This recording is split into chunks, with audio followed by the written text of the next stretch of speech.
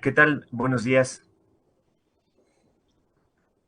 Bien, pues vamos a empezar la jornada de hoy. No sé, doctor Josué, si está bien si yo empiezo o quieres introducir alguna cuestión. Adelante, maestro Oscar, Muy por bien. favor. Sí, mi nombre es Oscar Frutis Guadarrama, de aquí de la Universidad Autónoma del Estado de México, y pues vamos a iniciar el día de hoy con esta serie de conferencias. Pues para empezar tenemos al doctor Javier Martínez Villarroya, profesor titular del Departamento Académico de Lenguas del Instituto Tecnológico Autónomo de México, del ITAM, y doctor en Filosofía por la Universidad de Barcelona, donde previamente se graduó en las licenciaturas de Filosofía e Historia. También cursó estudios de posgrado en la Universidad Nacional Autónoma de México en estudios mesoamericanos. En su trayectoria ha gozado de diversas becas que lo han llevado a impartir cursos, a realizar estancias de investigación en la Escuela Nacional de Antropología e Historia aquí en México, en la University of Hong Kong de China SAR, en la City University of Hong Kong, el Tecnológico Ecpaidéutico Idrima en Atenas, Grecia, hoy University of West Attica, y la Universitat Pompeu Fabra en Barcelona. Ha sido miembro del Sistema Nacional de Investigadores de México en el área de antropología filosófica. Sus áreas principales de interés son los estudios del imaginario, la escritura y el chamanismo. Es director del podcast Una Palabra en el ITAM. Y bien, también antes quisiera agradecer eh, a, a los organizadores de este tercer coloquio internacional multidisciplinario sobre estudios griegos, filosofía y poesía, cuestiones de la palabra y la acción. Entonces, pues me parece que podríamos empezar con el doctor, con la participación del doctor, y pues ya iremos ahí comentando alguna situación y daremos también un espacio para alguna participación. Bienvenido, doctor Javier, mucho gusto y pues aquí estamos al pendiente. Pues muchísimas gracias, Oscar, por tu presentación, maestro Oscar, también al doctor Oscar Juárez, al doctor Josué Manzano por la invitación y a todos los oyentes por estar hoy aquí presentes. Les voy a compartir pantalla. Por favor, díganme si la ven adecuadamente para hacer un poquito más amena la charla.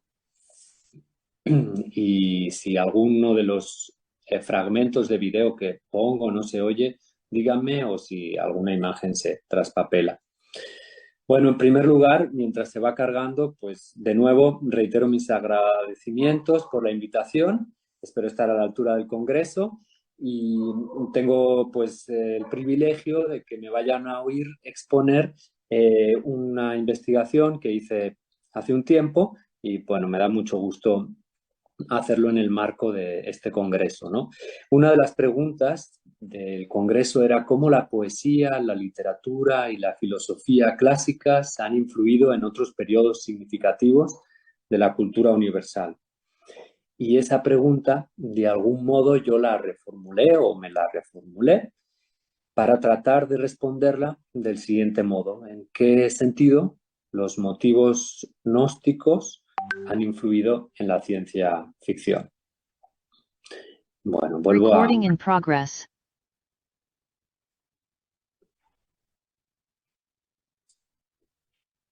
Muy bien.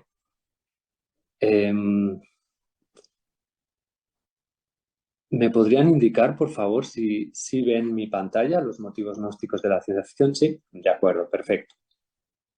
Pues eso, ¿no? La pregunta de la que parto es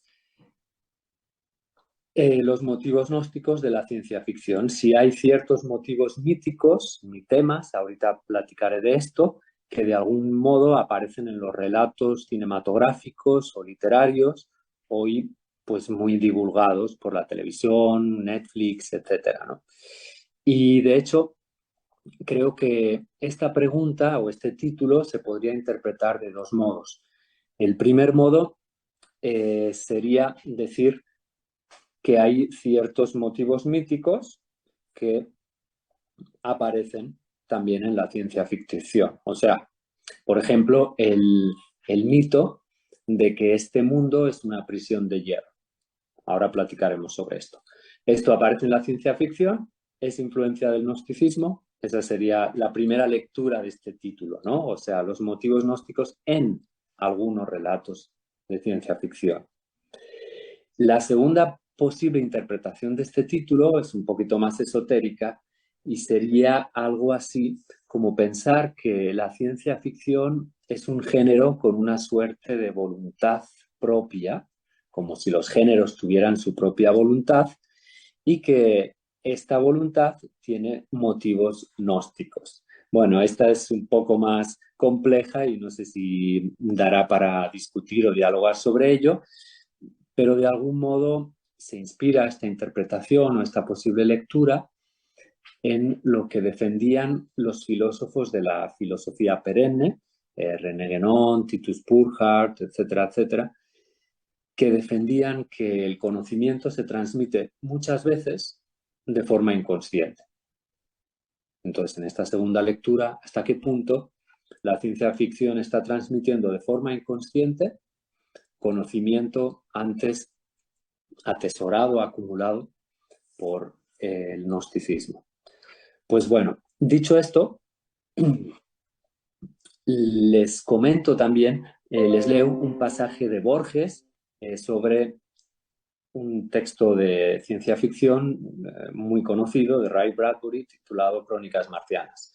Y dice Borges: Bradbury escribe 2004 y sentimos la gravitación, la fatiga, la vasta y vaga acumulación del pasado, el dark backward and abysm of time del verso de Shakespeare. Ya el Renacimiento observó, por boca de Giordano Bruno y de Bacon, que los verdaderos antiguos somos nosotros y no los hombres del Génesis o de Homero. ¿Qué ha hecho este hombre, Ray Bradbury, de Illinois? Me pregunto al cerrar las páginas de su libro para que episodios de la conquista de otro planeta me llenen de terror y de soledad. ¿Cómo pueden tocarme estas fantasías y de una manera tan íntima? Toda literatura, me atrevo a contestar, es simbólica. Hay unas pocas experiencias fundamentales y es indiferente que un escritor, para transmitirlas, recurra a lo fantástico o a lo real, a Macbeth o a Raskolnikov, a la invasión de Bélgica en agosto de 1914 o a una invasión de Marte.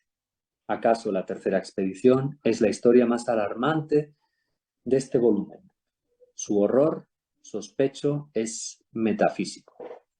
Les comparto estas palabras de Borges porque, por un lado, nos viene a decir que las grandes ideas se pueden transmitir tanto a través de la filosofía como de la literatura, pero además porque quizás algunos de ustedes leyeron el famoso tratado sobre gnosticismo de Hans Jonas, el filósofo alemán, también muy conocido por su principio de responsabilidad, que acuñó decenas de años después, y en el que viene a decir que el existencialismo, Heidegger, Sartre, etcétera, que el existencialismo es un nuevo gnosticismo. Pues bueno, un poco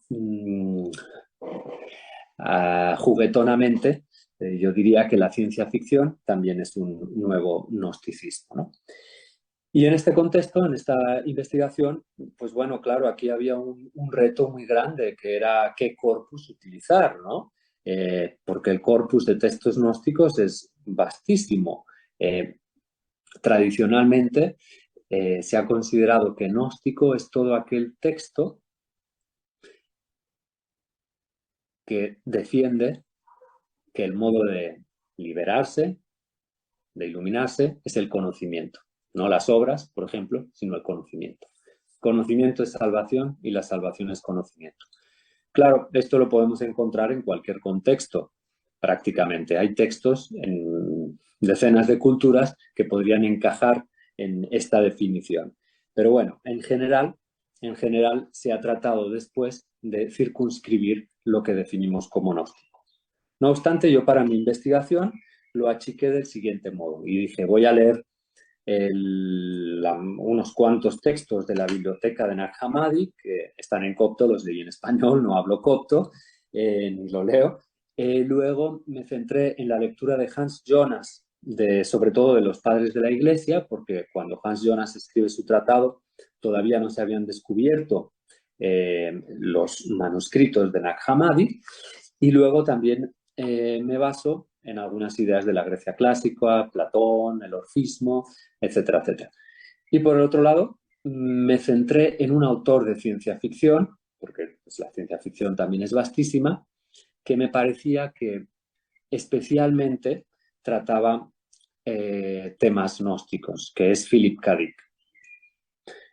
Quizás alguno de ustedes no lo conoce, muchos de ustedes lo conocerán, pero para aquellos que no lo conozcan o para aquellos que lo conozcan, pero no muy bien, en 3 líneas resumirles quién fue. Pues bueno, Philip K. Dick fue uno de los principales escritores de ciencia ficción del siglo XX, ganador, entre otros muchos premios, del premio Hugo, que es el más importante de ciencia ficción, y escribió ni más ni menos que 36 novelas y 121 relatos. Y de todos ellos, de esas novelas y de esos relatos, muchos nos han llegado al cine, algunos con tremendo éxito. Una treintena de películas están basadas en sus relatos o novelas. Por ejemplo, Blade Runner, Minority Report, Total Recall, A Scanner Darkly, Paycheck, etcétera, etcétera. Buscamos, pues, una correlación entre estos dos universos, el gnóstico y el de Dick, centrándonos un poco en el llamado del Congreso sobre el concepto de mitopoiética. Entonces, ¿cuál es la mitopoiética de los mitos de ciencia ficción? Un poquito de contexto. En 1945, en el Alto Egipto, unos pastores se encontraron inesperadamente con unos papiros que hoy son conocidos como la Biblioteca de Nag Hammadi. Un año después, en 1946, en Qumran, otros textos fueron descubiertos de forma también fortuita por otros pastores y son los llamados manuscritos del Mar Muerto. Cuando se publicaron en los años 50, generaron un revuelo indudable en la comunidad, no solo intelectual, sino también artística. Se pueden imaginar la California de los 60, 10 años después, donde vivía Philip K. Dick, y la llegada de esta información reveladora que ponía en duda la visión tradicional de lo que había sido el cristianismo, ¿no? Entonces, bueno, pues muchos de estos rebeldes hippies de los 60 acuden a estos textos gnósticos o a los manuscritos del Mar Muerto para abrevar en ellos. Y es curioso, por ejemplo, Dick, pues sí, incluso va a Londres a conocer a uno de los exégetas de los manuscritos del Mar Muerto, John Allegro, o su última novela pues versa sobre un alcohólico que viaja a Israel a examinar la traducción de estos textos. Bueno, Dick en principio no fue una persona religiosa. De hecho, a su mujer la acusaron en la caza de brujas de pertenecer al Partido Comunista y bueno, por atea, entre otras cosas, supongo. Pero desde niño Dick tenía un anhelo espiritual particular. Por ejemplo, uno de sus biógrafos, cuenta que jugaba a esconderse en las catacumbas cuando era niño y tal y cual, y que era un cristiano perseguido. Una de las experiencias que más le cambió al respecto fue la primera vez que consumió LSD. Tras haber leído Las puertas de la percepción de Aldous Huxley y haber consumido LSD, tuvo un viaje inesperado y terrorífico que lo llevaron al psicólogo. Cuando fue al psicólogo, el psicólogo trató de tranquilizarlo diciéndole: tranquilo, lo que usted ha visto es producto de una alucinación. Pero esto a él no le convenció. Fue a una iglesia católica, se confesó y el sacerdote le dijo: sí, lo que usted ha visto es real. Usted ha sido confrontado por el diablo. Y Dick, seducido por esta segunda respuesta más que por la primera, pues decidió convertirse al catolicismo durante unos años, aunque de una manera particular, ¿no? Bien, vemos pues que Dick sí tiene una relación espiritual con el cristianismo. Y en sus obras encontramos muchos pasajes al respecto. Por ejemplo, en sus diarios tiene un texto titulado Los 10 principios principales de la revelación gnóstica. Pero hay otro texto mucho más curioso en el que le escribe a una amiga suya, Claudia Bush, fechado en 1974, en la que Dick le dice: cada noche recibo en sueños información sobre las religiones del mundo antiguo, especialmente del zoroastrismo, del culto mistérico de Pitágoras, de los órficos y de los gnósticos. Y todo esto me llega en sueños, muchos sueños, cientos de sueños, una y otra vez. Bueno, podríamos decir que Dick no solo tiene una relación intelectual con el gnosticismo, sino que padece la experiencia gnóstica en su propia piel. Y creo que esto es lo más relevante o una de las cosas a subrayar más cuando estamos hablando de un creador, no solo de un pensador, ¿no? Bueno, bien. Hans Jonas, que es este importantísimo filósofo que decía que el existencialismo es un nuevo gnosticismo y que nosotros traemos aquí para decir que la ciencia ficción de Philip K. Dick quizás también es un nuevo gnosticismo, explicaba sociológicamente por qué el gnosticismo había crecido a partir de determinado momento. Él consideraba que a partir de Alejandro Magno empieza de algún modo a gestarse, a incubarse este movimiento. ¿Por qué? Hay un desencanto profundo hacia el orden político, dice él. Las ciudades-estado desaparecen y en consecuencia ya deja de verse el orden real y social como un ejemplo de equilibrio y de armonía. Y se empieza a proyectar la armonía o el equilibrio a un lugar trascendente, que está fuera del orden social en el que vivimos. Los griegos, pues consideraban que nuestro mundo es bello y armónico, de ahí que las palabras cosmos y cosmética estén emparentadas etimológicamente. Los gnósticos, de algún modo, vienen a proponer una doctrina acósmica, es decir, que consideran que el orden material es demoníaco, que el verdadero orden, el orden bello, está fuera de la materia. Y aquí, como ven, ya tenemos un primer tema que va a surgir sin duda cuando hablemos de las películas de ciencia ficción y todo esto, ¿no? Y bien, en ese sentido, les querría comentar también desde qué punto me acerco yo a esta atrevida comparación de corpus muy diversos, ¿no? Para ello recurro a lo que se ha llamado mitología de Gilbert Durand, que tiene una historia, bueno, pues importante porque abreva en los principales psicólogos, filósofos, literatos, bueno, en algunos de los principales del siglo finales del XIX y del XX. Por ejemplo, Joseph Campbell, un importante mitólogo estadounidense, hablaba mucho de Adolf Bastian, que en el siglo XIX diferenció entre dos tipos de ideas. Las ideas que él llamó elementales, que estarían en todos lados, en todas las culturas, serían ideas que se repetirían en todos los seres humanos.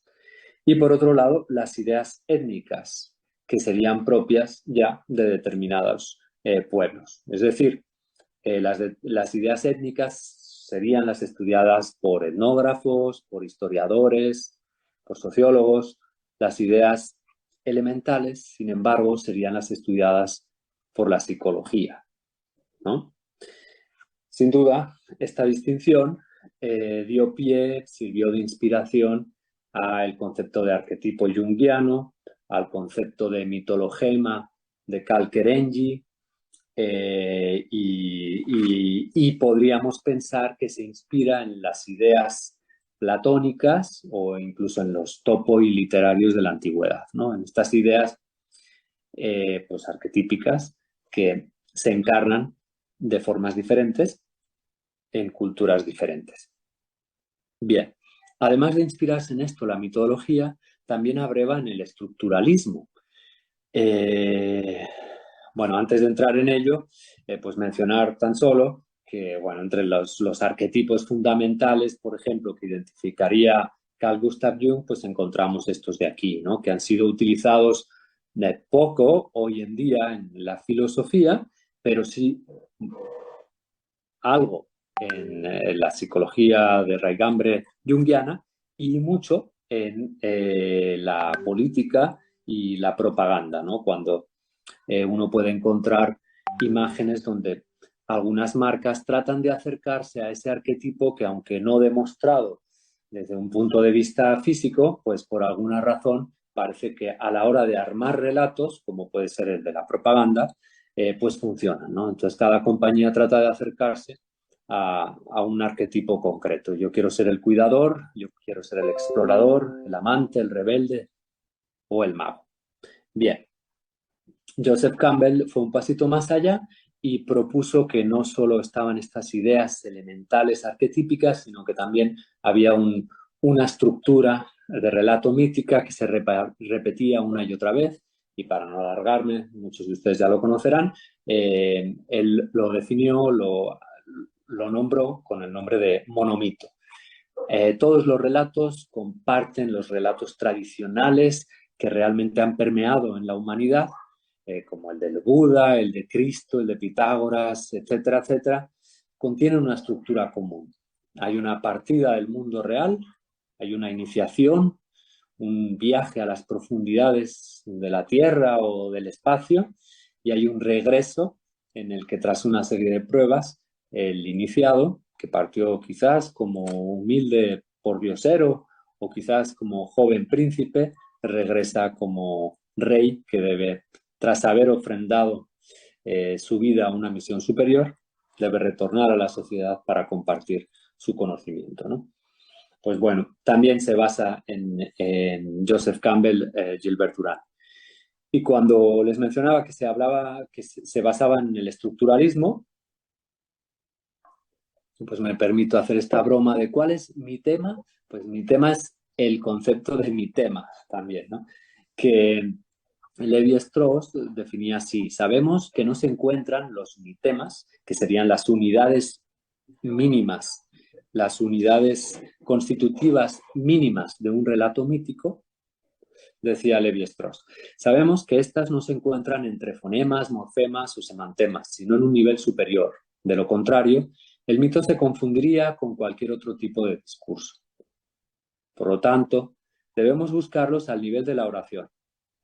La técnica que ha aplicado hasta ahora este escritor, o sea, Levi-Strauss, consiste en analizar cada mito individualmente, descomponiendo su historia en frases lo más cortas posibles y escribiendo cada frase en una ficha con un número correspondiente al desarrollo de la historia. Estos son los mitemas.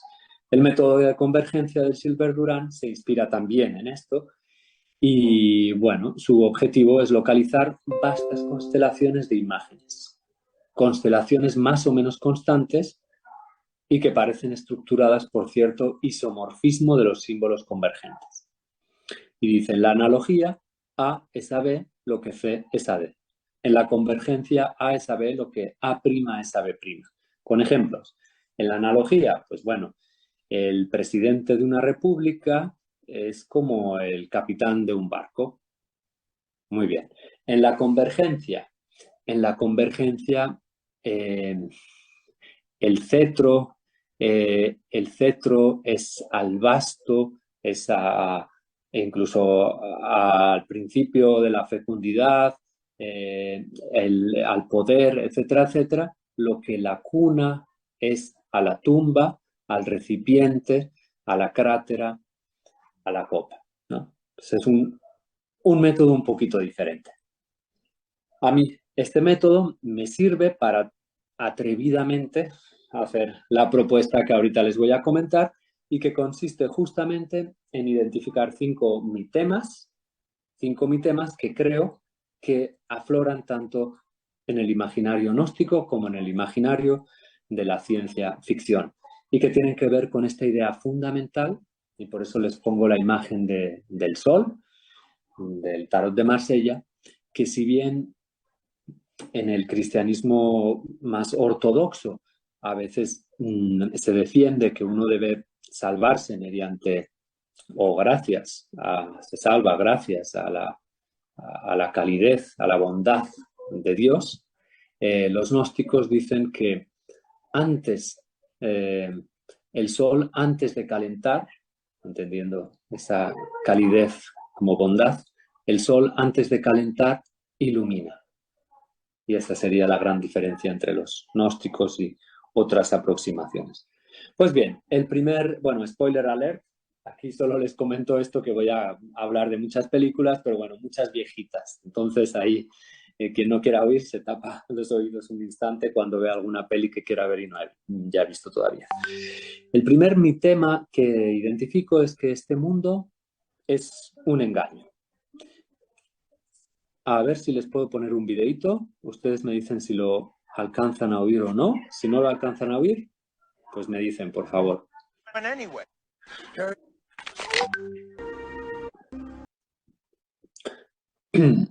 Muy bien. Bueno, como pueden ver, como pudimos ver en este pedacito de Total Recall, mi tema que aparece muchas veces es que en la ciencia ficción es que la realidad no solo es un sueño, como aparecería, por ejemplo, en Heráclito o Chuang Tzu, creo que me oyen, si no me dicen, sino que la realidad es algo más que un sueño, exacto. La realidad no es un sueño como en Heráclito o Chuang Tzu, sino que es un sueño particular, es en concreto una pesadilla. Es una pesadilla en la que todo lo que hemos creído vivir es falso. Esto aparece en Total Recall, pero también en The Man in the High Castle, en El hombre en el castillo alto, esta novela también de Dick que fue llevada ahora convertida en serie de televisión, en donde se habla de un mundo ucrónico, en donde los ganadores de la Segunda Guerra Mundial habían sido los nazis y los japoneses. También se halla en The Truman Show. O sea, está esta experiencia en la cual el héroe descubre que todo lo que cree conocer, pues es falso. Vean lo que dicen los textos gnósticos al respecto. Uno de ellos, el pasaje conocido como la parábola de la pesadilla, dice justamente, o habla sobre justamente esta experiencia. Eran ignorantes del Padre, al que no veían, puesto que existía terror, turbación, inestabilidad, vacilación y discordia. Eran muchas las ilusiones y las vacuas ficciones que los ocupaban, como si estuvieran sumergidos en el sueño y convivieran con sueños inquietantes. Bien huían a algún lugar, bien se daban vuelta extenuados. Después de perseguir a otros, bien daban golpes, bien lo recibían, bien caían desde grandes alturas, o bien volaban por el aire, aunque sin poseer alas. A veces les sucede como si alguien fuese a matarlos, aunque nadie los persiga, o bien como si ellos mismos mataran a sus vecinos, porque se encontraron manchados con su sangre. Parece una descripción del fragmento que acabamos de ver. Una vez que los que pasan por estas cosas se despiertan, nada ven, aunque estaban en medio de todas estas confusiones, puesto que ellas no existen.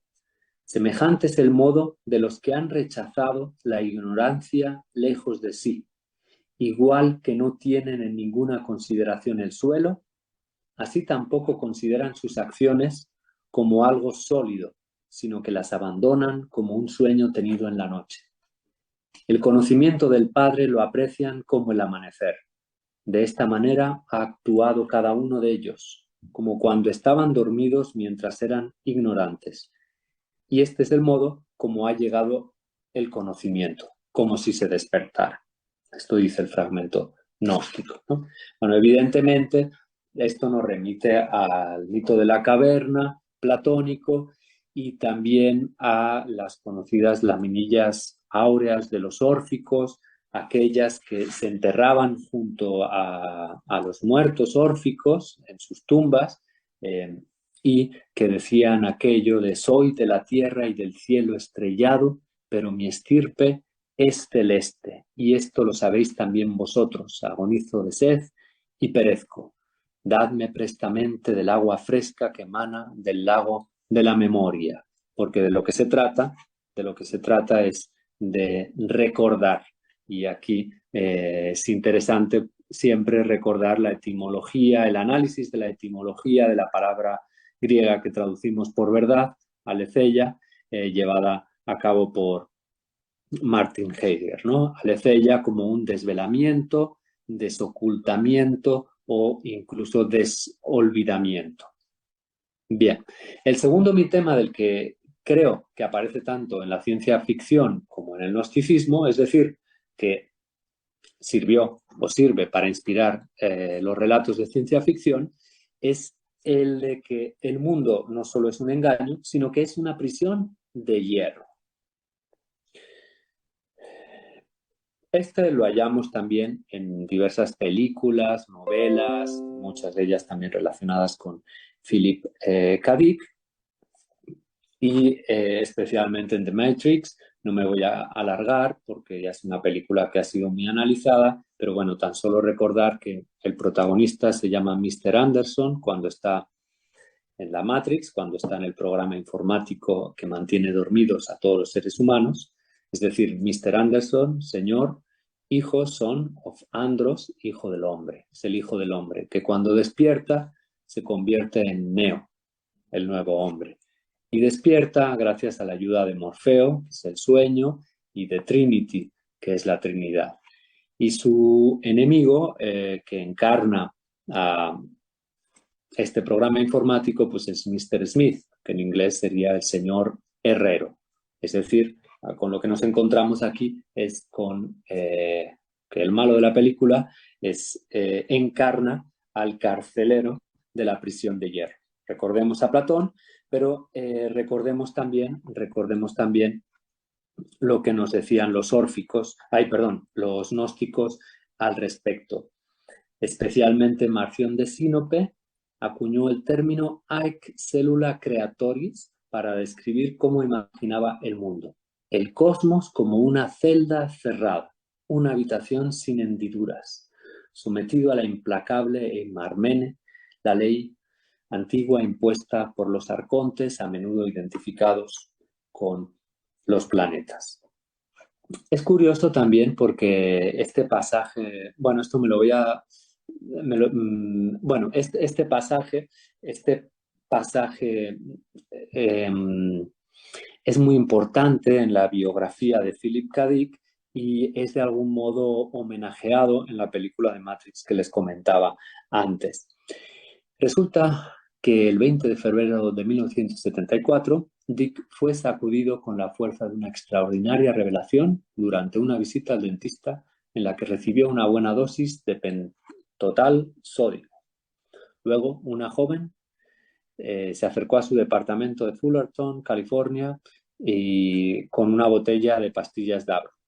La joven llevaba en el cuello una cadena con un pequeño colgante en forma de pez dorado, un antiguo símbolo cristiano. El colgante en forma de pez dorado emitió un rayo de luz y parece que Dick súbitamente experimentó lo que luego llamó, con un guiño a Platón, anámnesis, una especie de captación o recuerdo integral de la totalidad del conocimiento. Dick aseguró tener acceso directo a lo que los filósofos han llamado la facultad de la intuición intelectual, la percepción directa por parte de la mente de una realidad que se esconde tras el velo de la apariencia, podríamos decir, tras la malla de Vishnu. Bien, hay un homenaje en la película en donde justamente aparece una mujer que se le acerca a Neo y que de algún modo está imitando este pasaje de la vida personal de Dick. Bien, ¿Qué decía Dick, por ejemplo, al respecto? Pues que vivimos en la negra prisión de hierro, que es una expresión del imperio, y el imperio nunca ha acabado. El tiempo cesó cuando cayó el templo de Jerusalén en el año 70 después de Cristo y recomenzó en 1974. Hemos vivido engañados en un sueño colectivo todo este tiempo. Vemos que la trama de Matrix está inspirada ya en los textos de Dick. El mismo Elias Canetti, premio Nobel, decía lo mismo, o hablaba de algo parecido. Una idea penosa, que más allá de un cierto momento preciso del tiempo, la historia ya no ha sido real. Sin percibirse de ello, la totalidad del género humano habría abandonado de repente la realidad. Bien, esto es muy interesante cuando hablamos de los gnósticos, porque lo mencionaremos a continuación, pero justamente porque esta realidad, nuestra realidad ordinaria, no ha sido creada por el verdadero Dios, ahora hablaremos sobre esto, significa que la historia, que es el tiempo de esta realidad, no puede ser verdadera, lo cual es muy aterrador.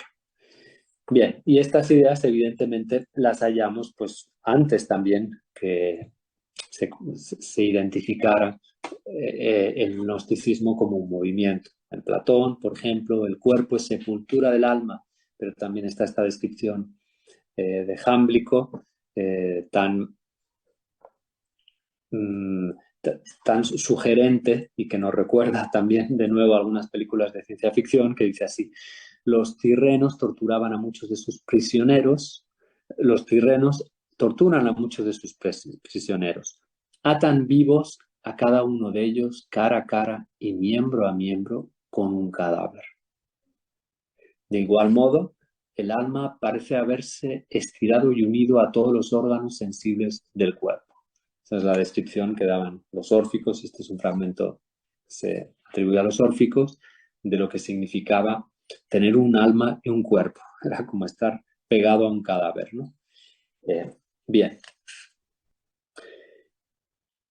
Borges alude a esta experiencia del mundo como una presión de hierro en este magnífico poema que utilizó para prologar el I Ching, o libro de las mutaciones, uno de los libros más importantes y antiguos de la cultura china, y que dice así: el porvenir es tan irrevocable como el rígido ayer.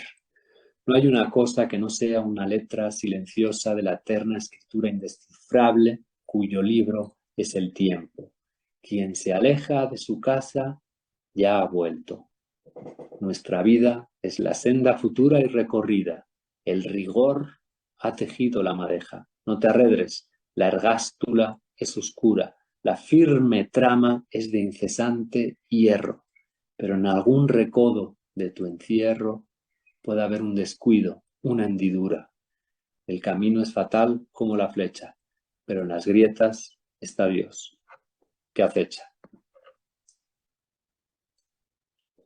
Mi tema 3, que creo que se encuentra tanto en el gnosticismo como en la ciencia ficción, es esta idea de que el creador del mundo material es maligno y, en consecuencia, los dirigentes políticos o incluso eclesiásticos serían su encarnación. En The Matrix, Dark City, 12 Monkeys y tantas otras historias, la realidad conspira contra el protagonista. Stanislaw Lem, que fue un gran escritor, para algunos el más importante de ciencia ficción del bloque comunista, hablaba así de los textos de Philip K. Dick. La providencia de Dick es la de un mundo de desarmonía preestablecida, que en primaria instancia está oculta y no se manifiesta en las escenas abiertas de la novela. En un mundo en el que incluso la cronología de los hechos está sujeta a convulsiones, solo las personas preservan la normalidad. Así, Dick las somete a la presión de una prueba terrible y en su fantástico experimento solo la psicología de los protagonistas permanece, como no, fantástica. Este fragmento es muy interesante porque de algún modo está rescatando esta idea gnóstica de la que estamos hablando, y es que lo único con fundamento en nuestra realidad ordinaria es lo espiritual. Todo lo material es evanescente, ¿no? La existencia es la existencia la que es real, dice Schwann. Es la existencia la que es real, no las cosas. El mismo Dick reflexiona sobre esto cuando en uno de sus cuentos, Colony, dice: el estadio último de la paranoia no consiste en que todos estén contra mí, sino en que todas las cosas estén contra mí. En lugar de mi jefe me la está jugando, sería el teléfono de mi jefe me la está jugando. Elias Canetti llamó a esto masa de acoso, una masa que sale a matar y sabe a quién quiere matar. Pues bien, esto de nuevo nos recuerda lo que comentábamos del gnosticismo como una doctrina acósmica, una doctrina que considera que el mundo material, el mundo real, el mundo ordinario, ha sido ni más ni menos que una creación del lado oscuro, como en esta peli Dark City, que está muy interesante y recoge muchas ideas de estas. De hecho, en la Edad Media, siglos después, se produjo una herejía, particularmente en el sureste de Francia y el norte de Cataluña, conocida como catarismo, y que acabó muy mal para los cátaros. Fueron quemados en varios lugares, finalmente en Montsegur, su último reducto, en el siglo XIII. Y bueno, los cátaros creían que este mundo era una gran ciénaga, una tierra última, un infierno profundo, creado por el dios inicuo, extranjero, extraño, ¿no? Y en el libro de los dos principios, un texto cátaro, en este caso, se dice: yo afirmo que el creador que ha creado y hecho las realidades visibles de este mundo no es el verdadero. Bueno, esto es muy interesante y en el gnosticismo ya aparecía antes. La idea es que el ángel caído, Satanás, el diablo, imita a Dios y como lo había imitado, pues había sido creando un mundo material que era una copia burda de un mundo más elevado, ¿no? Esto hará que entre los gnósticos a veces se hable del Dios verdadero, que sería el del Nuevo Testamento, el Dios falso sería el del Antiguo Testamento, pues que el Dios verdadero sea designado como halógenes, el de otro origen, el extranjero o también el extraterrestre, ¿no?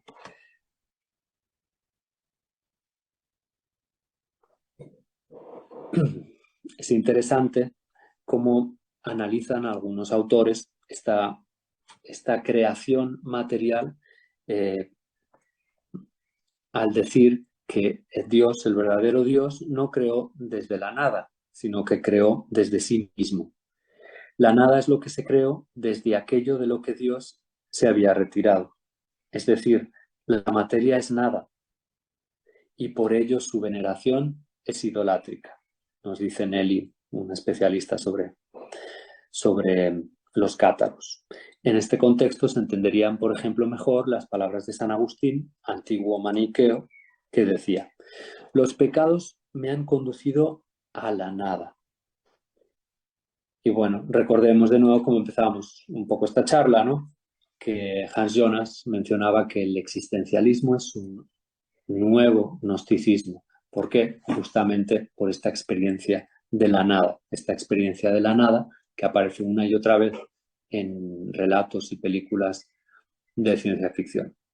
El corolario, pues, será evidentemente que los representantes legítimos, entre comillas, del poder en este mundo, pues son en el fondo representantes del maligno. Esto aparece también en muchas películas de ciencia ficción, por ejemplo Dark City, y ya aparecía antes en el célebre pasaje de los hermanos Karamazov de Dostoyevsky, en el que conocido como el Gran Inquisidor, este pasaje en el que Cristo llega a la Sevilla del siglo XVI y cuando el obispo de la ciudad se lo encuentra, pues lo encarcela, porque en el fondo, creo que es cardenal, no obispo, es un servidor pues del otro amigo, ¿no? Del diablo.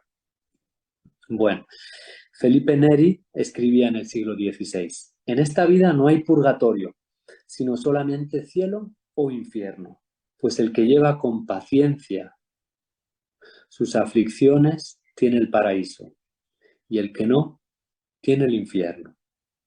En el siglo XVII, Jacob Boehme insistía: el cielo y el infierno están por todas partes, puesto que son universalmente extensos. Tú estás, por consiguiente, en el cielo o en el infierno.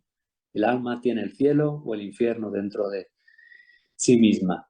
De nuevo, si pensamos en Dostoyevsky, tiene esta célebre frase de el corazón del ser humano es el campo de batalla entre Dios y el diablo. Bien, vemos pues que esta experiencia de que la nada avanza en los relatos o películas de ciencia ficción, pensemos en La nada de Momo, de de La historia interminable, de La historia sin fin, de Michael Ende, o en The Winter is Coming, de Game of Thrones, El invierno está viniendo. Este avance de la nada es una experiencia que ya se vivió y que sirvió como piedra fundacional pues, del gnosticismo, que quizás en la ciencia ficción reverdece una y otra vez. Así, el héroe de ciencia ficción es llamado a seguir el mensaje cristiano, gnóstico. El que quiera salvar su vida, la perderá, pero el que pierda su vida por causa de mí y del Evangelio, la salvará. Bueno, esta es la Biblia. Si sacas lo que hay dentro de ti, lo que saques te salvará. Si no sacas lo que hay dentro de ti, lo que no saques te destruirá. Un cuarto mitema que querría mencionar es el de los mundos paralelos. Evidentemente, en la ciencia ficción también estamos más que acostumbrados a este topos literario. Veamos un fragmento de una conferencia que dio Philip K. Dick en Metz, en Francia. In September of 1977, the writer Philip K. Dick, creator of Minority Report, Blade Runner, and Total Recall, addressed an audience of fans in Metz, France. They expected a talk about science fiction, but his lecture explored religion and philosophy as well. To him, all three subjects were deeply interconnected.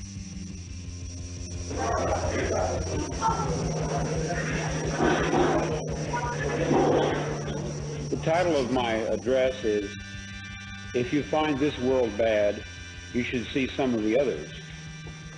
Le titre de mon discours sera The subject of this speech is a topic which has been discovered recently and which may not exist at all. I may be talking about something that does not exist. Therefore, I'm free to say everything or nothing. le sujet de ce discours, c'est sur quelque chose qui a été découvert il y a très peu de temps. We are living in a computer-programmed reality. Luego, en otro pasaje de esta misma conferencia, Philip K. Dick dice: estoy seguro de que no me creen y que no creen siquiera que yo creo lo que digo. Sin embargo, es cierto. Un montón de personas pretende acordarse de las vidas anteriores. Yo, por mi parte, afirmo que me acuerdo de otra vida presente, es decir, de las vidas paralelas. La figura del doppelganger aparece de nuevo en innumerables autores de literatura: Borges, Cortázar, Saramago, Dostoyevsky, Henry James, etcétera, etcétera. Y ha sido llevada muchas veces también a la gran pantalla. De hecho, una de las obras de Philip K. Dick que les mencionaba al inicio, El hombre del castillo alto, justamente va más allá y postula pues dos mundos paralelos, ¿no? Estas ideas, en gran medida, están inspiradas en Hugh Everett, que propuso la paradoja del gato de Schrödinger, en la que yo no me puedo meter porque no soy físico. Sin embargo, sí que ha servido pues, justamente para inspirar muchas de las películas que tenemos en pantalla, ¿no? La doble vida de Verónica, Enemy, la serie Dark, etcétera, etcétera. ¿Qué tiene que ver de nuevo esto con el gnosticismo? Bueno, veamos, por ejemplo, un fragmento. El trascendente, perdón, los gnósticos describían la cosmogonía del mundo refiriendo cierta degradación o escisión primigenia. Ya les comenté el mundo espiritual, el mundo material, que a las postres les servía para explicar el nacimiento del cosmos, del mal y de los dobles. Uno de los entes divinos deseó llegar antes de tiempo al conocimiento del mundo. Tal deseo o pecado provocó la creación del mundo material. Para compensar la existencia de este pecador, la mayoría de los gnósticos explicaban que el trascendente, por medio de otro eón, el Salvador, rescata al eón lapso y lo hace retornar al pleroma. Queda así constituida una suerte de doble eón pecador, sabiduría logos, uno superior, arrepentido, que vuelve al pleroma, suele denominarse la sabiduría superior, otro llamado generalmente la sabiduría inferior, hijo del anterior, amorfo, que queda fuera del pleroma. Diversas fuentes, de hecho, narran que para alcanzar la salvación hay que atravesar diferentes eones, diferentes mundos, cada uno dominado por un regente. Jonas relaciona esto con la impresionante fórmula que constantemente aparece en los escritos mandeos y que dice así: vagué a través de mundos y de generaciones. Vagué a través de mundos y de generaciones. Y ese fue el camino hacia la salvación.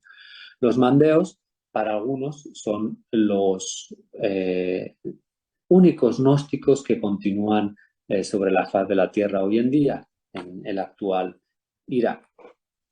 Bien. También hay otros fragmentos gnósticos, por ejemplo, que cuando hablan de la creación del ser humano, lo describen del siguiente modo. Las potestades iniciaron la obra de Adán. La primera, la bondad, le creó un alma ósea. La segunda, la providencia, creó un alma de nervio. La tercera, la divinidad, creó un alma carnosa, etcétera, etcétera. Es decir, los arcontes crearon a un Adán con varias almas. Habría que preguntarse, pues, si el que haya varias almas no podría permitir que se encontrara esa alma de nervio enfrente del alma de hueso o enfrente del alma carnosa, por ejemplo. De hecho, incluso hay un pasaje de Ireneo muy curioso en donde se relata que no fue el verdadero Cristo quien padeció la crucifixión, sino Simón de Cirene. Algunos textos de Nag Hammadi relatan esto. Era otro quien bebió la hiel y el vinagre, no era yo. Me golpearon con la caña. Era otro Simón que cargaba con la cruz en la espalda. Era otro sobre quien colocaron la corona de espinas, mas yo me regocijaba en las alturas ante su error y me reía de su ignorancia. Bueno, de nuevo, aquí esta figura del gemelo, del doble, podríamos hallarla, podríamos rastrearla en los textos gnósticos.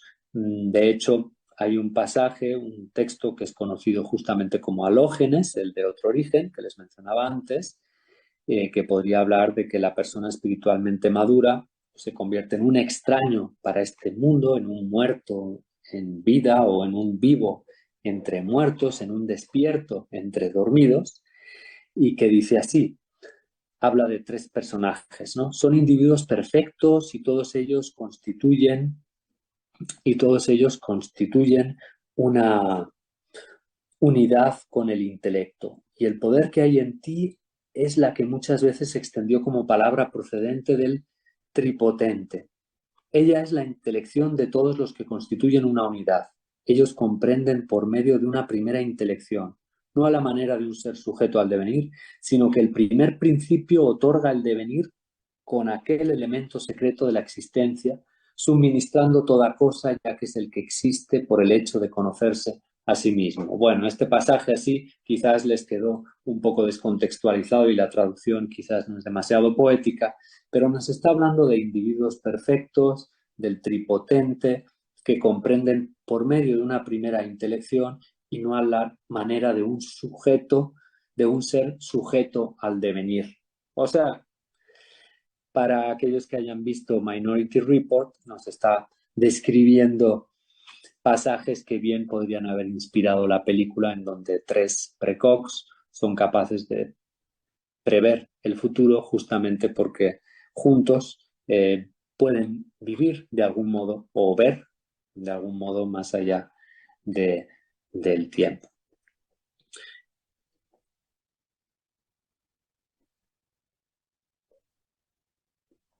El último mi tema, en el que querría subrayar o comentar, antes de ir acabando, sería el que da título a la biografía que Carrère hace de Dick, Je suis vivant et vous êtes mort. Yo estoy vivo y ustedes están muertos. Así titula la biografía de Philip K. Dick Carrère, ¿no? Y bueno, esta idea desde luego nos remite pues a Platón. Nosotros en realidad quizás estamos muertos, y a muchas otras ideas que nos van recorriendo la historia de Occidente, pero no solo de Occidente. En la pantalla tenemos el códice Borgia, ¿no? Esta idea de que los que creen estar vivos quizás están muertos y los que creen estar muertos quizás están vivos, la hallamos también en textos de ciencia ficción. Y en general, esta experiencia o este descubrimiento, entre comillas, se da cuando hay una dislocación del tiempo y espacio ordinarios. Por ejemplo, en Flow My Tears, un texto de Philip K. Dick, se dice: la exclusividad del espacio es solo una función del cerebro que maneja la percepción. De hecho, el espacio no existe en absoluto. Una droga como el KR3 rompe la habilidad del cerebro para excluir una unidad de espacio fuera de otra.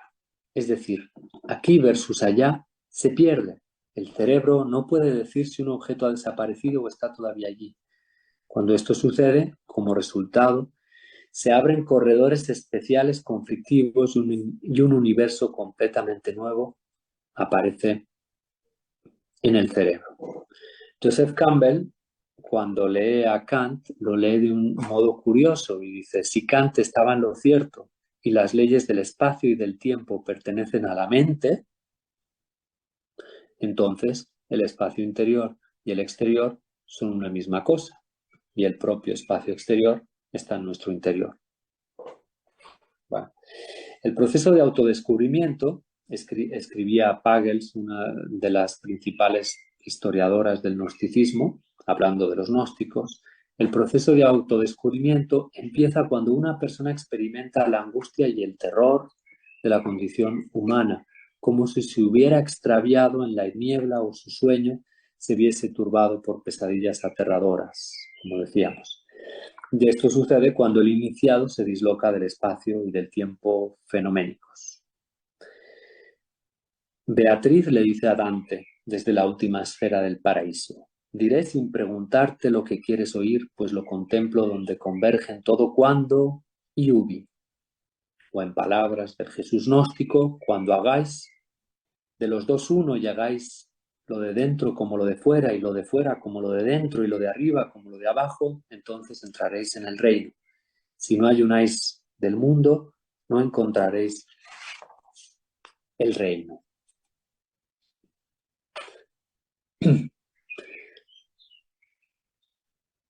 El ser humano pleno debe tener, según Friedrich Schwann, conciencia del fin divino de toda cosa, o sea, ir más allá incluso de la lógica interna de la prisión existencial. Su lógica es locura a los ojos del mundo. Así sucede en muchas películas de ciencia ficción. El protagonista se está comportando de una forma loca Su lógica debe ser vertical o celestial y no horizontal o terrena. Hay un pasaje de Unamuno en donde habla justamente de Cristo y dice: el más divino de los locos fue y sigue siendo Jesucristo, Jesús el Cristo. Pues cuenta el segundo evangelio, según Marcos, que los suyos, los de su casa y familia, su madre y sus hermanos, fueron a recogerle diciendo que estaba fuera de sí, oti exeste, enajenado, loco. Y es curioso que el término griego con el que se expresa que uno está loco sea el de estar fuera de sí, análogo al latino existere, existir. Y es que la existencia es una locura y el que existe, el que está fuera de sí, el que se da, el que trasciende, está loco, dice Unamuno. Esto aparece constantemente, o cosas parecidas aparecen constantemente en la ciencia ficción. Me gustaría destacar dos momentos de la obra de Dick. Un momento de la obra de Dick, y mencionar otra película que quizás han visto, es muy reciente, Réplicas, en donde los protagonistas se dan cuenta, creen que han sido creados réplicas de ellos y luego se dan cuenta de que ellos son réplicas. Es decir, como en Blade Runner, cuando Deckard está entrevistando a Rachel y en determinado momento uno se pregunta, bueno, ¿y no será Deckard también una réplica, un replicante? En Ubik, una novela muy interesante de Philip K. Dick, los protagonistas descubren que están muertos, que aunque creen que están vivos, están muertos. Y de hecho, la propia novela dice de dónde han tomado de dónde Dick ha tomado este mitema, este motivo, este arquetipo, casi que me atrevería a decir. Estaba soñando, dijo ella. Vi una luz roja, humeante, una horrible luz, y aún así me mantuve avanzando hacia ella. No podía detenerme. Sí, dijo Runsiter, moviendo la cabeza. El bardo Todol, el libro tibetano de los muertos, habla sobre ello. Los doctores te lo hicieron leer cuando estaban, cuando estabas, muriendo. El bardo Todol, quizás alguno de ustedes lo ha leído, o seguro muchos han oído hablar de él, nos habla justamente, o es justamente una recopilación de cantos tibetanos que el maestro espiritual o una persona muy especial le debía cantar al difunto para que éste no reencarnara, Es decir, ante el muerto, una persona que no le era muy cercana, para que el muerto no se anclase a esta realidad, debía cantarle los pasajes por los que debía atravesar para liberarse de la rueda de las reencarnaciones. Y en caso de que no lograra esta elevada misión, el objetivo de este maestro espiritual debía ser la de que encarnara en el mejor ser posible, pues un dios, un humano, un animal interesante o finalmente pues el menos peor de todos, ¿no? La verdad es que es un mensaje muy optimista porque lo que nos viene a decir es que lo peor que nos puede pasar cuando muramos es que reencarnemos. Bueno, eso dice el bardo Todol. Y de algún modo, esto es lo que aparece en la novela de Dick, ¿no? Sin embargo, hay una lectura muy interesante de este libro clásico tibetano, y es que quizás nosotros somos los muertos, quizás nosotros somos los que tenemos que despertar al conocimiento. Y quizás cuando nosotros leemos ese libro, ese bardo Todol, no lo estamos leyendo como el canto que un maestro espiritual le cantaba a un muerto, a un cadáver, sino que nos lo está cantando a nosotros sin que nos demos cuenta para que nosotros despertemos, ¿no? Bueno, pues esta idea también la podríamos hallar entre los gnósticos, pues para ellos el santo es el hombre que actúa como si hubiese muerto y vuelto a la vida, nos dice Schuon. De hecho, otros fragmentos gnósticos nos dicen: si os despojáis vosotros mismos de lo que es corruptible, entonces os convertiréis en iluminadores entre los mortales. Y si contemplaste a Cristo, te transformaste en Cristo. Si dices soy un cristiano, el mundo temblará. Levántate y piensa que tú eres el que ha escuchado. sigue a tu raíz. Este es el misterio de la raza inconmovible, nos dice el Apocalipsis de Juan gnóstico. Bueno, queda claro que algunos de los principales mitemas usados en los relatos de ciencia ficción y que es en los que más me he demorado, y especialmente los inspirados en la obra de Philip K. Dick, son gnósticos. No he leído todos los pasajes gnósticos que traía para no hacer muy lenta la presentación, ¿sí? Pero pues ahí con gusto se los podría compartir. En ambos corpus nos hallamos con que experiencias pues, que podríamos calificar de prácticamente idénticas. En primer lugar, el protagonista se percata de que la realidad que se cree verdadera es falsa. Primer mitema. Entonces, tal realidad se convierte en una férrea prisión, en una pesadilla, en un orden acósmico. Por lo mismo, el iniciado comienza una lucha contra ella y contra sus representantes oficiales, la Iglesia, las corporaciones. En la lucha se da cuenta de que hay otros mundos paralelos y en ocasiones que tiene un doble. Debe atravesar otros mundos, otros estratos de este mundo, como decía el texto Mandeo, vagué por mundos y a través de generaciones para regresar a su lugar de origen. Al asimilar este conocimiento, se siente un extranjero en el mundo ordinario, un alien, y anhela regresar a su lugar de origen.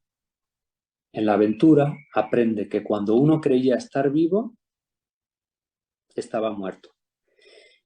Y ahora que ha ofrendado su vida a algo superior, ha renacido. Quien se libere a sí mismo, liberará al mundo.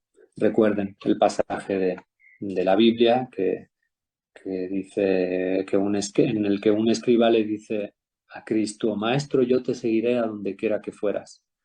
Otro de sus discípulos le dijo: Señor, permíteme que antes vaya a dar sepultura a mi padre. Mas Jesús le respondió: sígueme tú y deja que los muertos entierren a sus muertos. Bueno, el gnosticismo ha influido desde luego enormemente en el pensamiento y la literatura contemporáneos, por ejemplo, en Jung, en Hesse, en el mismo Borges. En este trabajo he querido ir un poquito más allá y sostener lo que espero que haberles podido comunicar, y es que la experiencia espiritual gnóstica permanece viva de algún modo, reformulada y al alcance del gran público gracias o debido a las películas de ciencia ficción, muchas de ellas basadas en Philip K. Dick. Y con esto lo que quiero subrayar es que aunque mi lectura ha sido a través de Hans Jonas, que tiene una lectura muy pesimista del gnosticismo, que por ejemplo no se puede comparar con la de Carl Gustav Jung, que es muy diferente, se acerca al gnosticismo desde otro punto de vista, pero bueno, a pesar de ello, esta lectura de Hans Jonas nos permite subrayar cómo estas experiencias ya vividas y condensadas y registradas en el mundo antiguo, griego, romano, etcétera, pues perviven de un modo u otro en nuestra realidad, incluso a veces cuando no nos demos cuenta. Y querría acabar haciendo una ligera reflexión, mencionando que Dick no generó su poética en de doble sentido, ¿no? de creación, también no compuso su poética desde su mundo, no compuso sus mundos desde la aproximación solo intelectual a las ideas de los antiguos, sino que justamente quizás la fuerza de sus relatos radica en que padeció las experiencias de los antiguos. Se los creyó tanto, como mencionábamos al inicio, que soñaba que le relataban que le transmitían conocimiento o que a su alrededor le sucedían episodios que en algunas películas son homenajeados, en donde se sentía él mismo un gnóstico rodeado de enemigos que lo perseguían. Estudiar los paralelismos entre la ciencia ficción y la mitología seguramente nos pueda servir a nosotros que nos dedicamos a la mitología, pues para subrayar que son muy importantes para la creación de nuevas narrativas y desde otro punto de vista nos pueda permitir el estudiar la mitología, imaginar otros mundos posibles. Y eso es fundamental, imaginar otros mundos posibles para criticar el orden actual en el que vivimos y que desde luego siempre es mejorable. Pues con estas palabras les agradezco su atención y por supuesto los animo a que compartamos sus visiones, sus críticas, su discusión en torno a esta idea de que la ciencia ficción quizás nos comparte ideas ancestrales, antaños transmitidas por la mitología y la filosofía y hoy transmitidas por el cine. Gracias.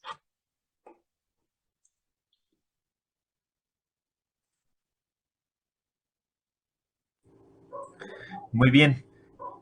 Muchas gracias, doctor Javier, por su participación y por esta gama de,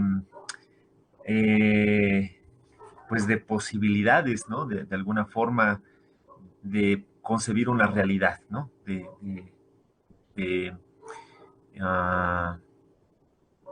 Desde el punto de vista del gnosticismo. Y esta también gama y este fractal de mitemas, ¿no? Que tú bien expusiste y que de alguna manera hemos un poco ahí relegado o hemos puesto más en este campo de la ciencia ficción o de la literatura, ¿no? Pero que precisamente podríamos abordar desde el campo de la filosofía, ¿no? Entonces, bien, no vamos a ocupar mucho más tiempo, solamente a ver si hubiera alguna pregunta o algún comentario o alguna aclaración por parte de los que nos escuchan o los que nos están viendo en esta transmisión. Veo en el chat que no tenemos ninguna pregunta, pero no sé, habrá alguien por acá que esté conectado que tenga alguna pregunta. Adelante.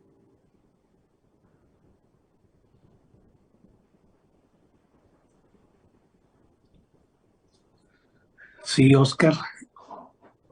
Tocayo, ¿me permites? Sí, adelante. Bueno, muy interesante la disertación de Javier. En realidad es un tema muy vasto, ¿no?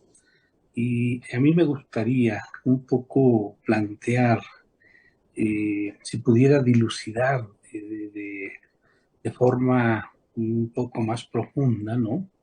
La relación entre filosofía y ciencia ficción. Es decir,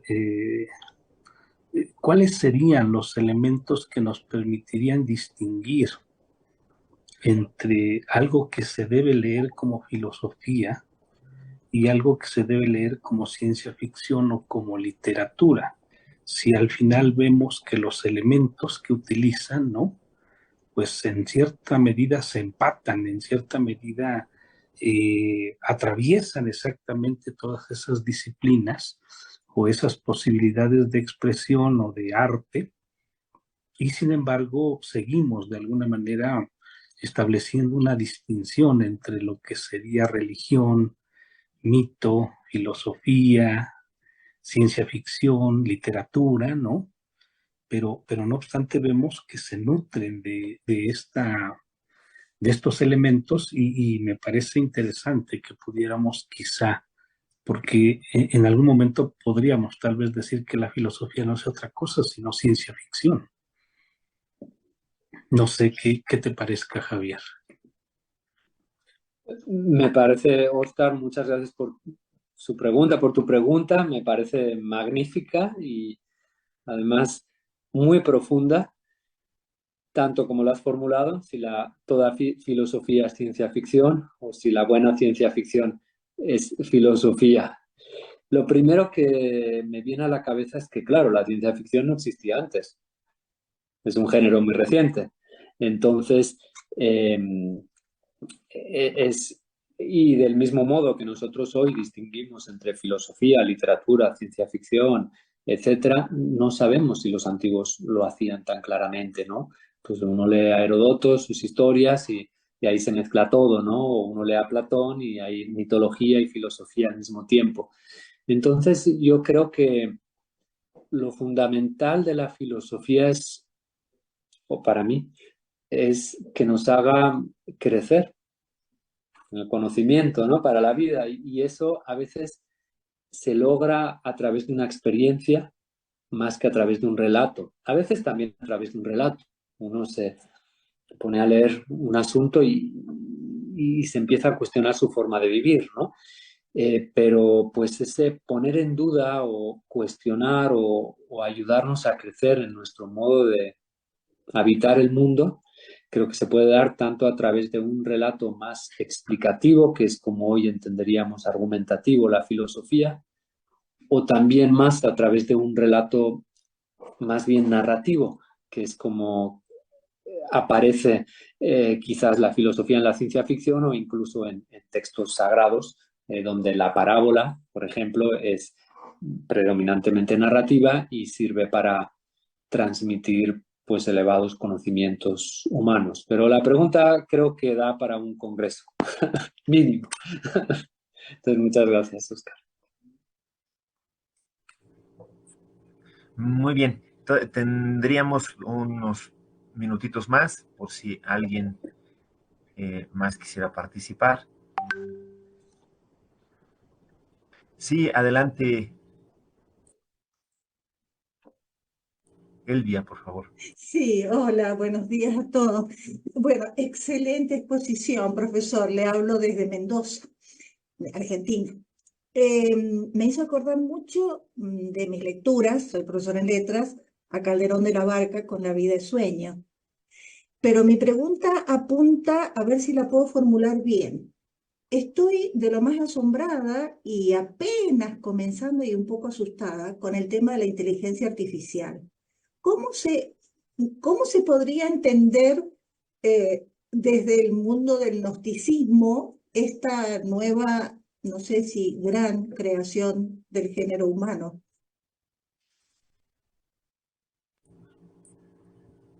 Bueno, wow, pues muchas gracias, Elvia, por la pregunta. También creo que es muy difícil de responder.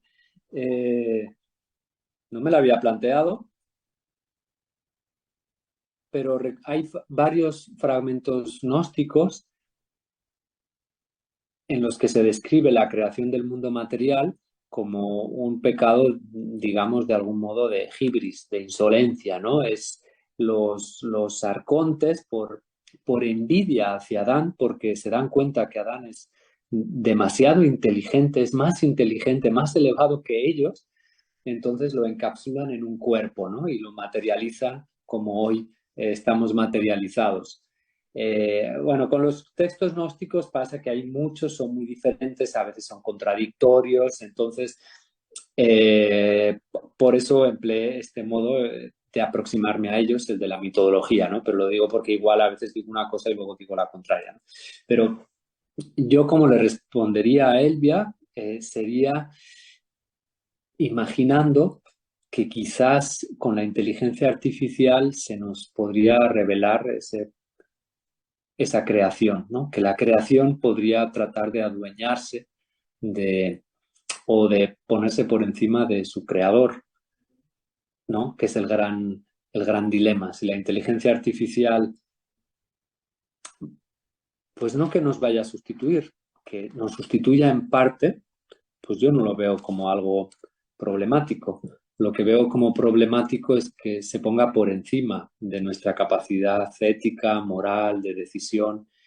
Y esa experiencia creo que también se podría encontrar en el gnosticismo cuando justamente uno trata como de que su voluntad pues esté por encima de la del mero mero, que dirían, ¿no? De la del que está por encima de todos, ¿no?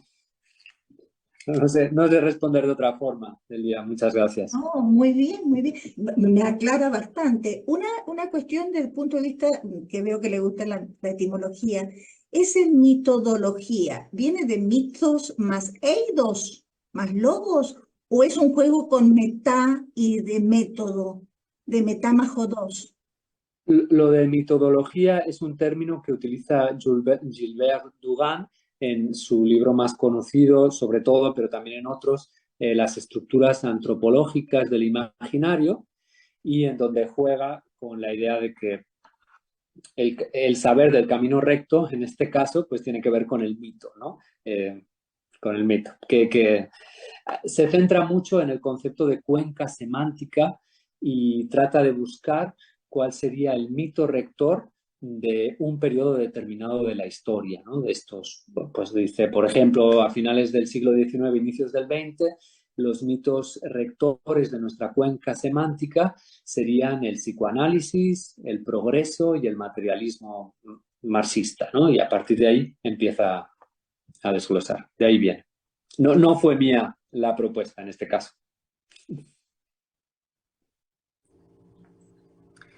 Pues muy bien, estamos justamente en el tiempo, solamente nos queda agradecer al doctor Javier que nos pudo aquí explicar y dar un panorama pues bastante amplio de todas estas posibilidades de gnosticismo, ¿no? De esta, eh, digamos, esta área que se ha quedado un poco ahí, tal vez en el olvido o tal vez en el tintero, ¿no? Y que de repente solamente lo relacionamos con la ciencia ficción o la literatura, pero que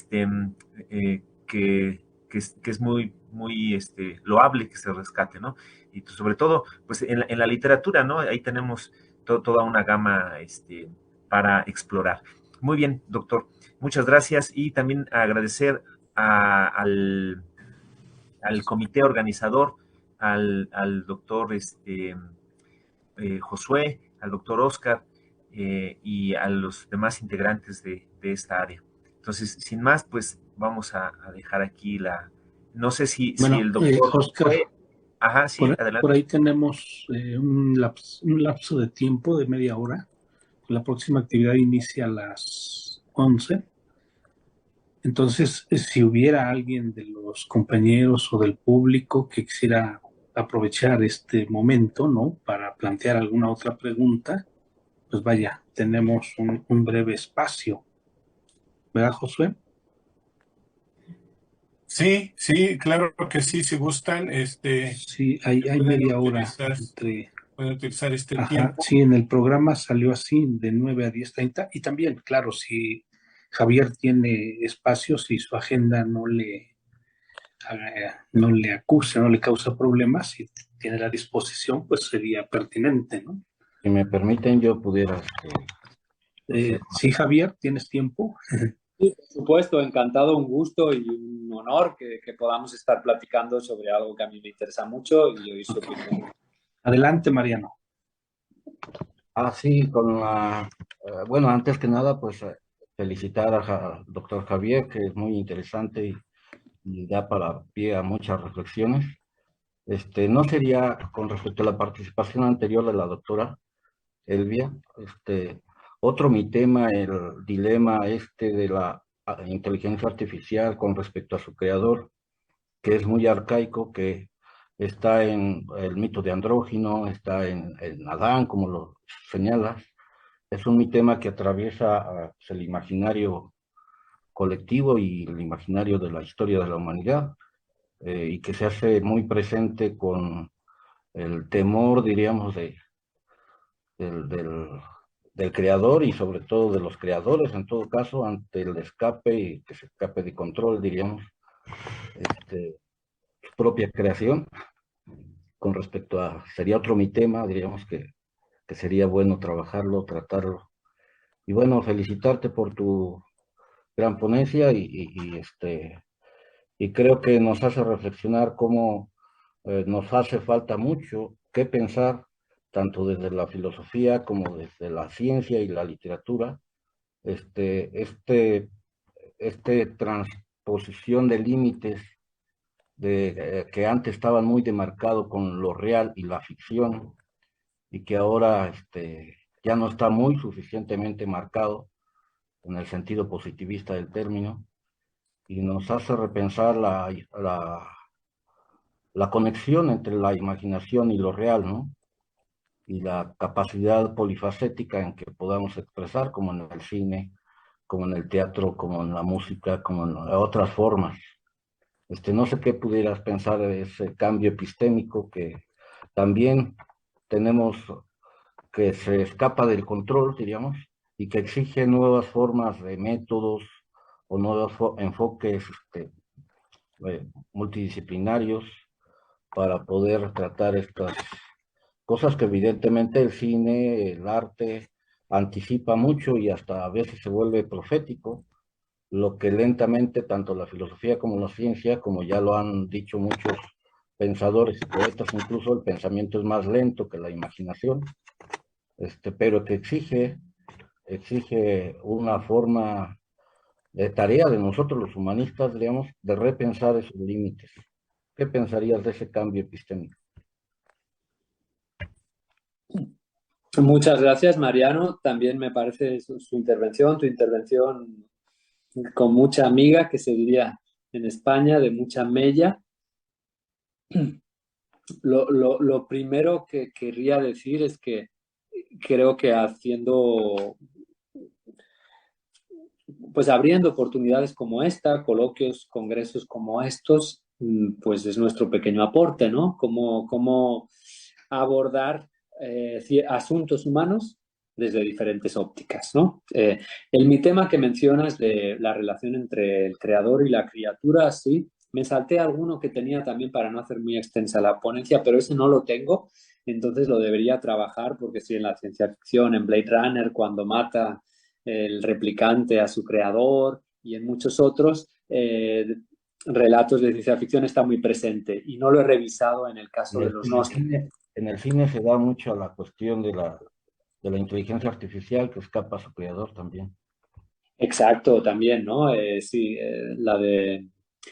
la novela de Arthur C. Clarke sobre Odisea, etcétera. Sí, entonces es un gran mi tema que debería pues, revisar, ¿no? Que ahí está pendiente. Sin embargo, querría comentar algo también respecto a un apunte muy importante que creo que decías, que es el de los cambios epistémicos, la relación entre imaginación y pensamiento reflexivo.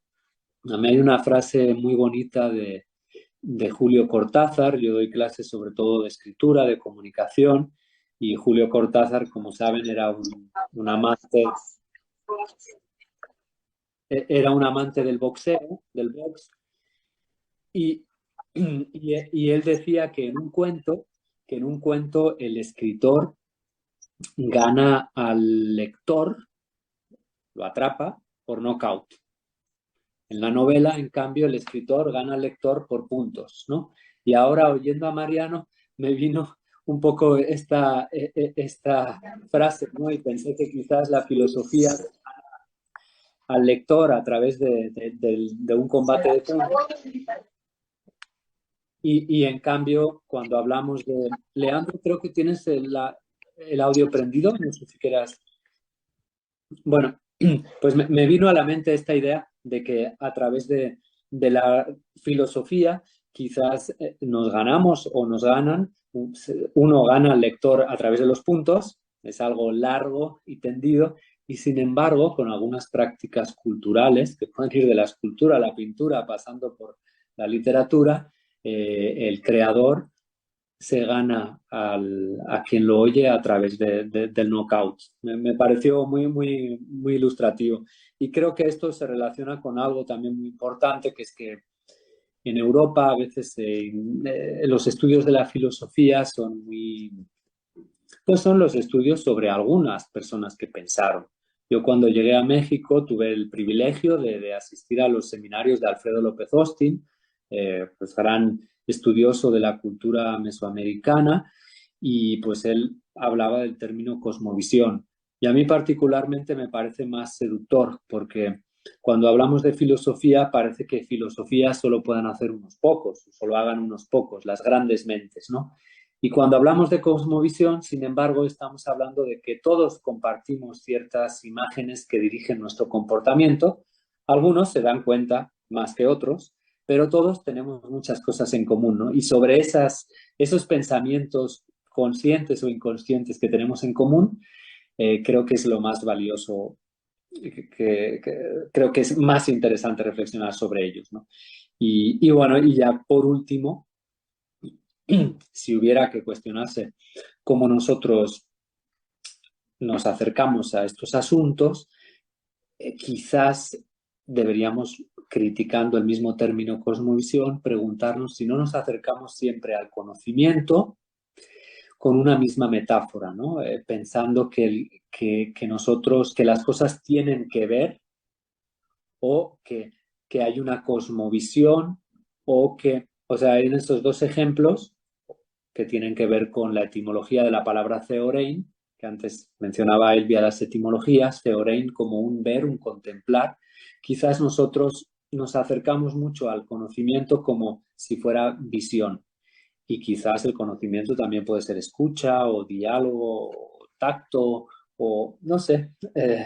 Hay mucho que experimentar y mucho que imaginar, creo, más allá. Complementar la reflexión con la imaginación que nos puede llegar justamente de los creadores.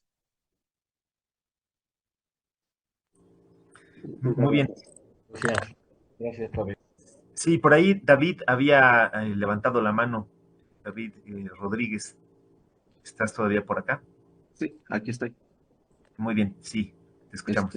Sí. Hola Javier, solo para comentarte, pues me encantó mucho tu exposición y me llamó la atención muchos rasgos. Sobre todo quisiera que si me pudieras explicar brevemente sobre los otros mundos, ya que está impregnado en un concepto sobre el multiverso. Y es algo que ha tomado mucho la cultura pop, tanto en películas como en cómics, incluso hasta en videojuegos, y claro que ha venido de la literatura. Y va junto con este paradigma que viene del héroe, ¿no? Sobre todo lo he visto, como te mencioné en videojuegos, de esta persona que de la nada la despierta y tiene que salvar al mundo.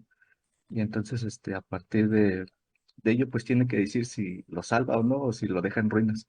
Entonces, solamente quisiera que me detallaras como que esta parte que me llamó mucho la atención. Y gracias. Pues muchísimas gracias, David, por tu escucha y por tus palabras. Siempre son gasolina para continuar.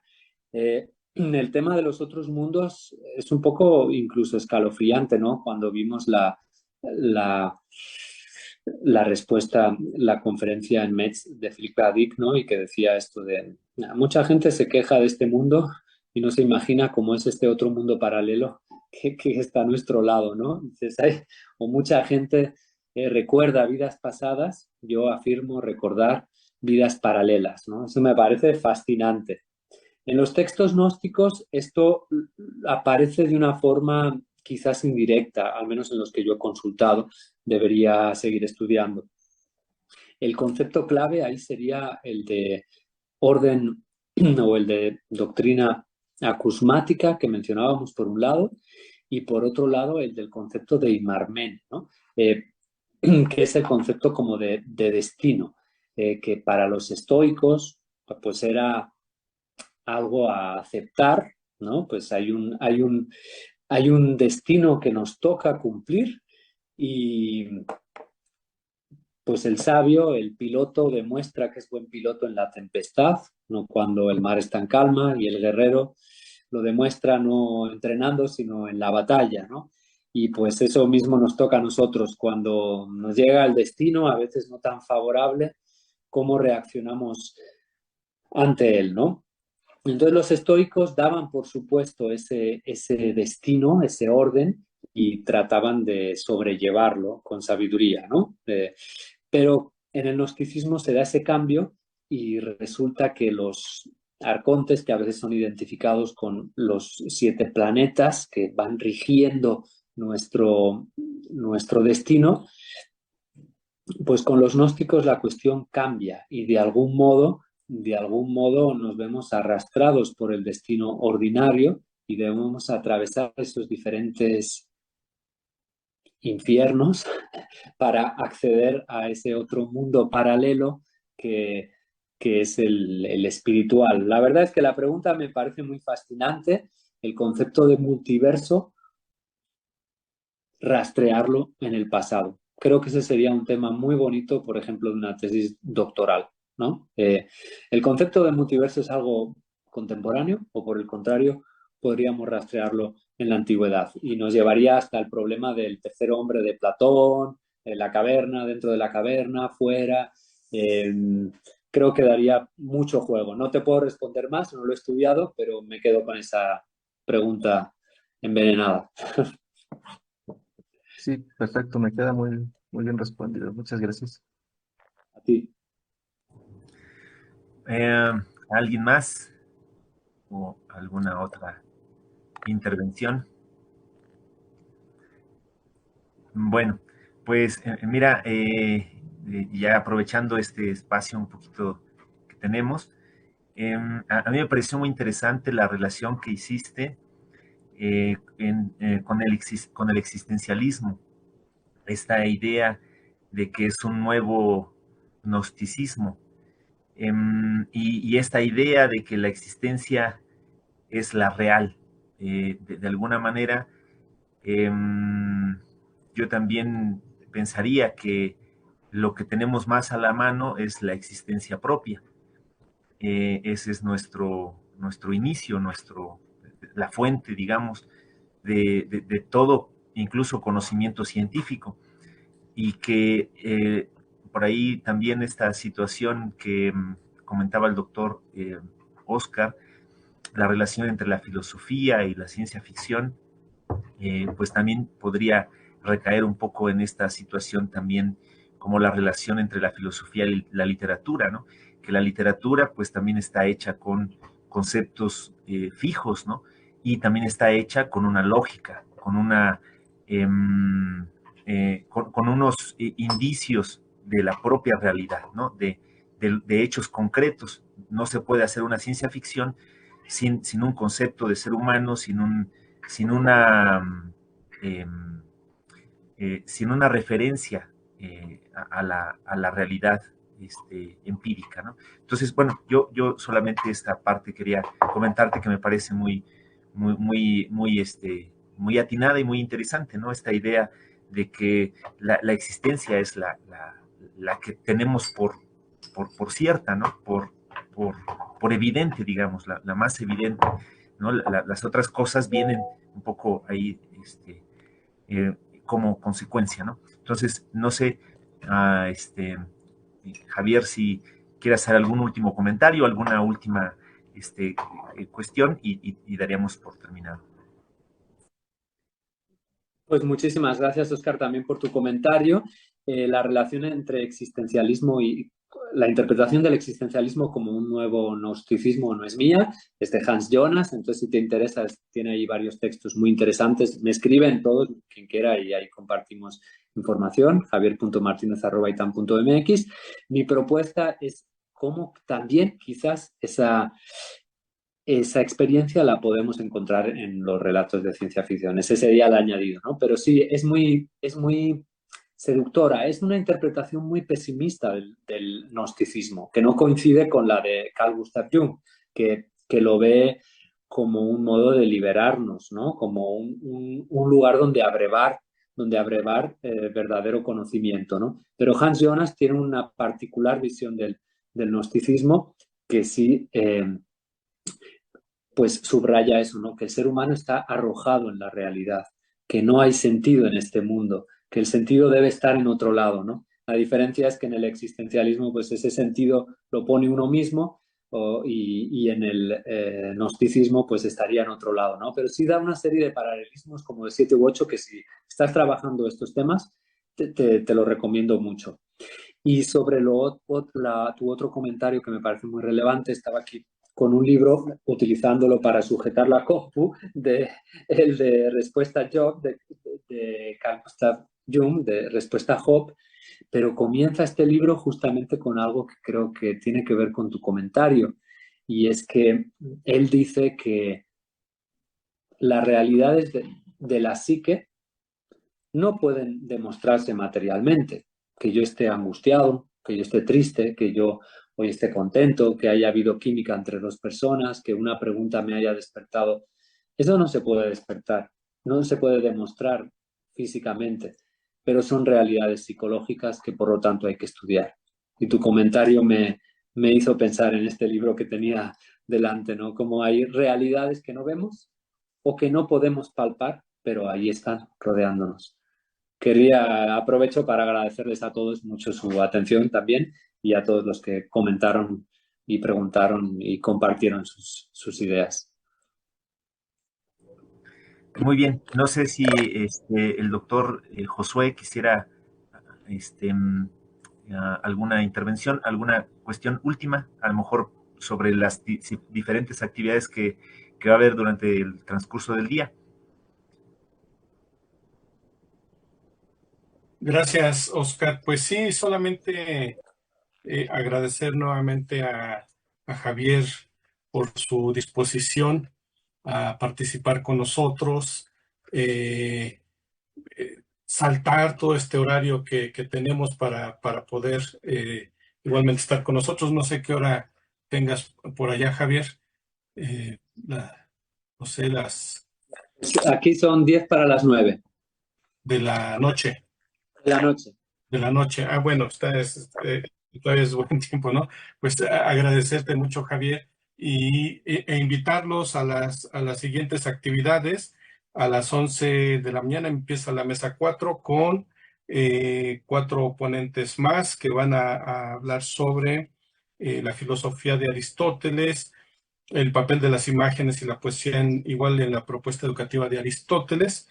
Y esta mesa específicamente va a estar destinada a este tema sobre la relación de la poesía con Aristóteles, y queda invitado todo el público también de las redes sociales. Y pues nuevamente, Javier, pues muchas gracias, y a ti también, Oscar, pues muchas gracias por participar con nosotros, y pues mucha suerte el día de hoy. Muchas gracias a todos. Un saludo muy cordial. Bye. Muchas gracias, Javier. Bye, hasta luego. Hasta luego. Buenas noches, Javier.